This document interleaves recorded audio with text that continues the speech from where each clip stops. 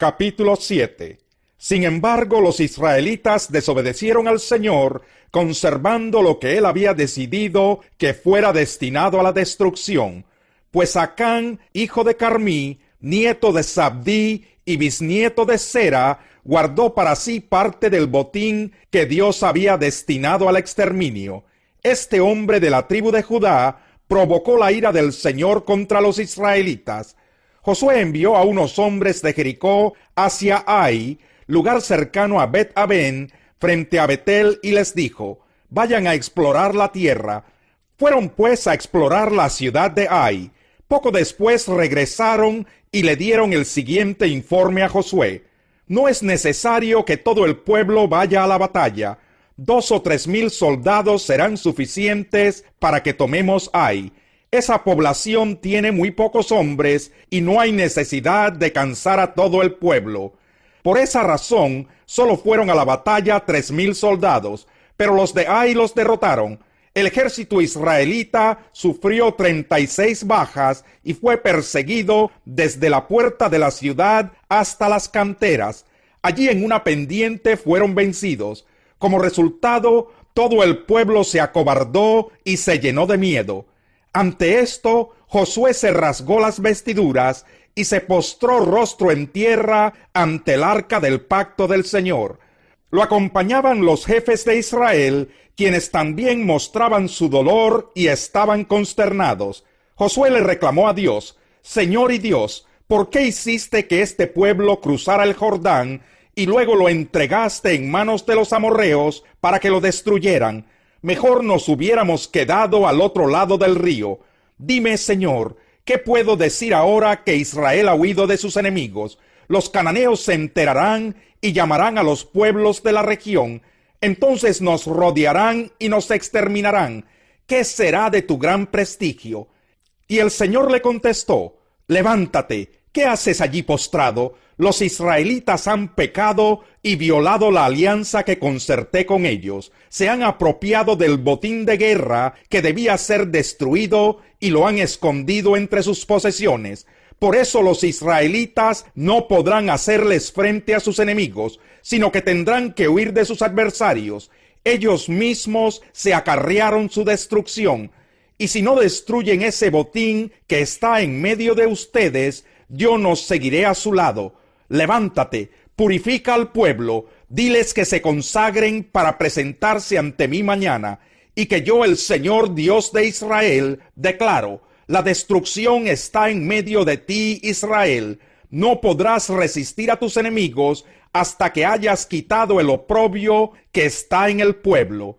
Mañana por la mañana se presentarán por tribus. La tribu que yo señale por suertes presentará a sus clanes. El clan que el Señor señale presentará a sus familias, y la familia que el Señor señale presentará a sus varones. El que sea sorprendido en posesión del botín de guerra destinado a la destrucción será quemado junto con su familia y sus posesiones, pues ha violado el pacto del Señor y ha causado el oprobio a Israel. Al día siguiente, muy de madrugada, Josué mandó llamar una por una las tribus de Israel, y la suerte cayó sobre Judá. Todos los clanes de Judá se acercaron, y la suerte cayó sobre el clan de Sera. Del clan de Sera la suerte cayó sobre la familia de Zabdí. Josué entonces hizo pasar a cada uno de los varones de la familia de Zabdí, y la suerte cayó sobre Acán, hijo de Carmí, nieto de Zabdí y bisnieto de Sera. Entonces Josué lo interpeló: Hijo mío, honra y alaba al Señor Dios de Israel. Cuéntame lo que has hecho, no me ocultes nada. Acán le replicó: Es cierto que he pecado contra el Señor Dios de Israel. Esta es mi falta. Vi en el botín un hermoso manto de Babilonia, 200 monedas de plata y una barra de oro de medio kilo. Me deslumbraron y me apropié de ellos. Entonces los escondí en un hoyo que cavé en medio de mi carpa. La plata está también allí, debajo de todo. Enseguida Josué envió a unos mensajeros, los cuales fueron corriendo a la carpa de Acán. Allí encontraron todo lo que Acán había escondido. Lo recogieron y se lo llevaron a Josué y a los israelitas, quienes se lo presentaron al Señor. Y Josué y todos los israelitas tomaron a Acán, bisnieto de Zera, y lo llevaron al valle de Acor, junto con la plata, el manto y el oro. También llevaron a sus hijos, sus hijas, el ganado, su carpa y todas sus posesiones. Cuando llegaron al valle de Acor, Josué exclamó: ¿Por qué has traído esta desgracia sobre nosotros? Que el Señor haga caer sobre ti esa misma desgracia. Entonces todos los israelitas apedrearon a Acán y a los suyos y los quemaron. Luego colocaron sobre ellos un gran montón de piedras que sigue en pie hasta el día de hoy. Por eso aquel lugar se llama Valle de Acor. Así aplacó el Señor el ardor de su ira. Capítulo 8. El Señor exhortó a Josué: No tengas miedo ni te acobardes. Toma contigo a todo el ejército y ataquen la ciudad de Ai. Yo les daré la victoria sobre su rey y su ejército. Se apropiarán de su ciudad y de todo el territorio que la rodea. Tratarás a esta ciudad y a su rey como hiciste con Jericó y con su rey. Sin embargo, podrán quedarse con el botín de guerra y todo el ganado. Prepara una emboscada en la parte posterior de la ciudad. Se levantó Josué junto con su ejército y fueron a pelear contra Ai. Josué escogió 30,000 guerreros y los envió durante la noche con estas órdenes: Ustedes pondrán una emboscada en la parte posterior de la ciudad. No se alejen mucho de ella y manténganse en sus posiciones. Yo me acercaré con mi tropa, y cuando los enemigos salgan a pelear contra nosotros, huiremos como la primera vez. Ellos nos perseguirán pensando que estamos huyendo de nuevo, y así nos alejaremos de la ciudad. Entonces ustedes saldrán de su escondite y se apoderarán de Ai. El Señor les dará la victoria. Cuando hayan capturado la ciudad, quémenla tal como nos lo ordenó el Señor. Estas son mis órdenes. Dicho esto, Josué envió a los guerreros a preparar la emboscada, y ellos se apostaron entre Betel y Ai, al oeste de la ciudad, mientras él por su parte pasaba esa noche con su ejército. Muy de mañana se levantó Josué, pasó revista al ejército, y junto con los jefes de Israel se puso en marcha hacia Ai. Todos los guerreros que iban con Josué llegaron cerca de Ai y acamparon al norte de la ciudad. Solo había un valle entre ellos y la ciudad. Josué envió a 5,000 guerreros a preparar la emboscada, y ellos se escondieron entre Betel y Ai, al oeste de la ciudad. De esa manera una tropa acampó al norte de la ciudad y la otra al oeste. Esa noche Josué avanzó hacia el medio del valle. Cuando el rey de Ai se dio cuenta de lo que pasaba, se apresuró a salir con toda su tropa a pelear contra Israel en la pendiente que está frente al desierto, sin saber que le habían puesto una emboscada en la parte posterior de la ciudad. Josué y su tropa, fingiéndose derrotados, huyeron por el camino que lleva al desierto. Mientras tanto, todos los hombres que estaban en la ciudad recibieron el llamado de perseguir a los israelitas, alejándose así de Ai. No quedó ni un solo hombre en Ai o en Betel que no hubiera salido a perseguir a Israel, de modo que la ciudad de Ai quedó desprotegida. Entonces el Señor le ordenó a Josué: apunta hacia Ai con la jabalina que llevas, pues en tus manos entregaré la ciudad. Y así lo hizo Josué. Al ver esto, los que estaban en la emboscada salieron de inmediato de donde estaban, y entrando en la ciudad, la tomaron y la incendiaron. Cuando los hombres de Ai miraron hacia atrás, vieron que subía de la ciudad una nube de humo. Entonces se dieron cuenta de que no podían huir en ninguna dirección, porque la gente de Josué, que antes huía hacia el desierto, ahora se lanzaba contra sus perseguidores. En efecto, tan pronto como Josué y todos los israelitas vieron que los que tendieron la emboscada habían tomado la ciudad y la habían incendiado, se volvieron y atacaron a los de Ai. Los de la emboscada salieron de la ciudad y persiguieron a los guerreros de Ai, y así estos quedaron atrapados por todos lados. Los israelitas atacaron a sus enemigos hasta no dejar ni fugitivos ni sobrevivientes. Al rey de Ai lo capturaron vivo y se lo entregaron a Josué. Después de que los israelitas terminaron de matar a filo de espada en el campo y en el desierto a todos los guerreros de Ai que habían salido a perseguirlos, regresaron a la ciudad y del mismo modo mataron a todos los que quedaban. Ese día murieron todos los habitantes de Ai, como 12,000 hombres y mujeres. Josué mantuvo extendido el brazo con el que sostenía su jabalina, hasta que el ejército israelita exterminó a todos los habitantes de Ai. Y tal como el Señor había mandado, el pueblo se quedó con el botín de guerra y todo el ganado. Luego Josué incendió la ciudad, reduciéndola a escombros, como permanece hasta el día de hoy. También mandó ahorcar en un árbol al rey de Ai y ordenó que dejaran su cuerpo colgando hasta la tarde. Al ponerse el sol, Josué mandó que bajaran el cuerpo del rey y lo arrojaran a la entrada de la ciudad. Asimismo, pidió que se amontonaran piedras encima del cadáver, y ese montón de piedras permanece hasta el día de hoy. Entonces Josué levantó en el monte Ebal un altar al Señor Dios de Israel, tal como Moisés, siervo del Señor, había ordenado a los israelitas. Lo levantó de acuerdo con lo que está escrito en el libro de la ley de Moisés, un altar de piedras sin labrar, es decir, que no habían sido trabajadas con ninguna herramienta. En él ofrecieron holocaustos y sacrificios de comunión al Señor. Allí, en presencia de los israelitas, Josué escribió en tablas de piedra una copia de la ley que Moisés había escrito.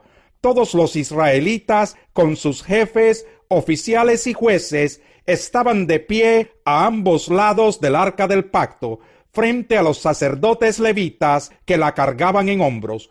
Tanto los israelitas como los inmigrantes tomaron sus posiciones, la mitad de ellos hacia el monte Gerizim y la otra mitad hacia el monte Ebal, tal como Moisés, siervo del Señor, había mandado cuando bendijo por primera vez al pueblo de Israel.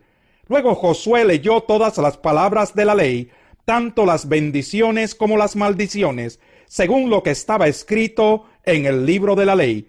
De esta lectura que hizo Josué ante toda la asamblea de los israelitas, incluyendo a las mujeres, a los niños y a los inmigrantes, no se omitió ninguna palabra de lo ordenado por Moisés.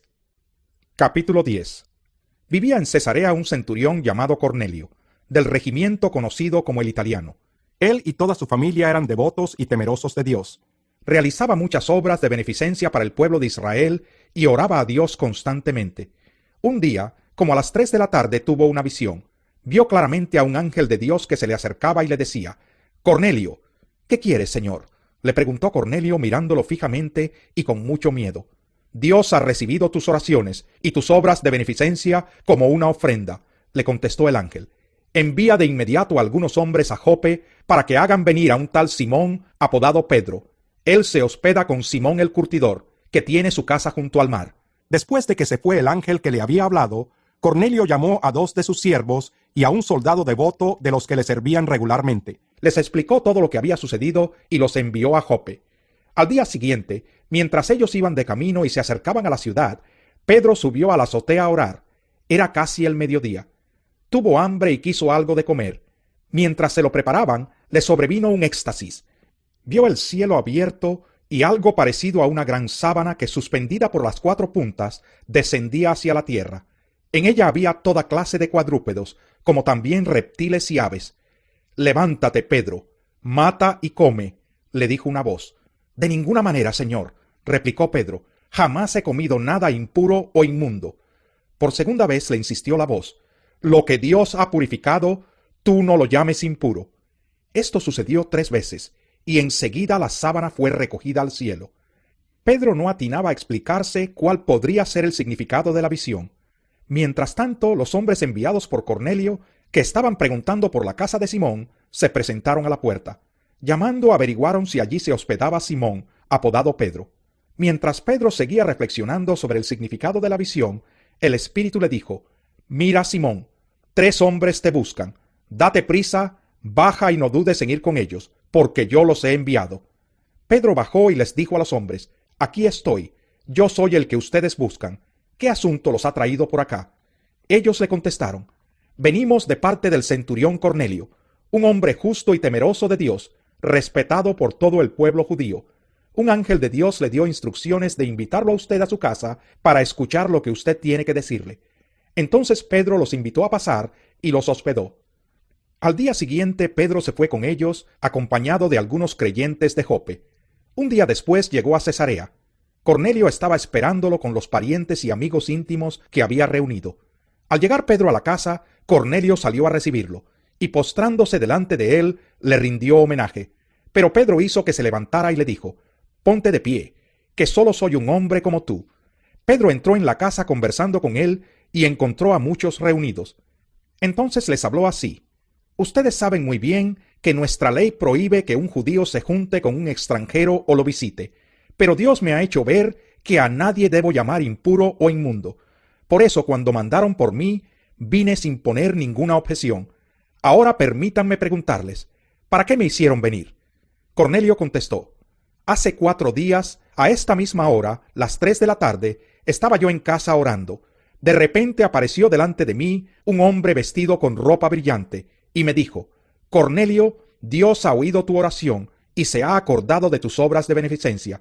Por lo tanto, envía a alguien a Jope para hacer venir a Simón, apodado Pedro, que se hospeda en casa de Simón el curtidor, junto al mar.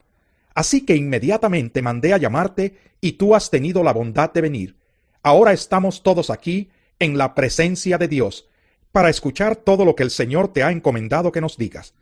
Pedro tomó la palabra y dijo: «Ahora comprendo que en realidad para Dios no hay favoritismos, sino que en toda nación Él ve con agrado a los que le temen y actúan con justicia. Dios envió su mensaje al pueblo de Israel, anunciando las buenas nuevas de la paz por medio de Jesucristo, que es el Señor de todos. Ustedes conocen este mensaje que se difundió por toda Judea, comenzando desde Galilea después del bautismo que predicó Juan. Me refiero a Jesús de Nazaret, cómo lo ungió Dios con el Espíritu Santo y con poder, y cómo anduvo haciendo el bien y sanando a todos los que estaban oprimidos por el diablo, porque Dios estaba con él. Nosotros somos testigos de todo lo que hizo en la tierra de los judíos y en Jerusalén. Lo mataron colgándolo de un madero, pero Dios lo resucitó al tercer día y dispuso que se apareciera, no a todo el pueblo, sino a nosotros, testigos previamente escogidos por Dios, que comimos y bebimos con Él después de su resurrección. Él nos mandó a predicar al pueblo y a dar solemne testimonio de que ha sido nombrado por Dios como juez de vivos y muertos. De Él dan testimonio todos los profetas, que todo el que cree en Él recibe, por medio de su nombre, el perdón de los pecados». Mientras Pedro estaba todavía hablando, el Espíritu Santo descendió sobre todos los que escuchaban el mensaje. Los defensores de la circuncisión que habían llegado con Pedro se quedaron asombrados de que el don del Espíritu Santo se hubiera derramado también sobre los gentiles, pues los oían hablar en lenguas y alabar a Dios. Entonces Pedro respondió: «¿Acaso puede alguien negar el agua para que sean bautizados estos que han recibido el Espíritu Santo lo mismo que nosotros?» Y mandó que fueran bautizados en el nombre de Jesucristo. Entonces le pidieron que se quedara con ellos algunos días.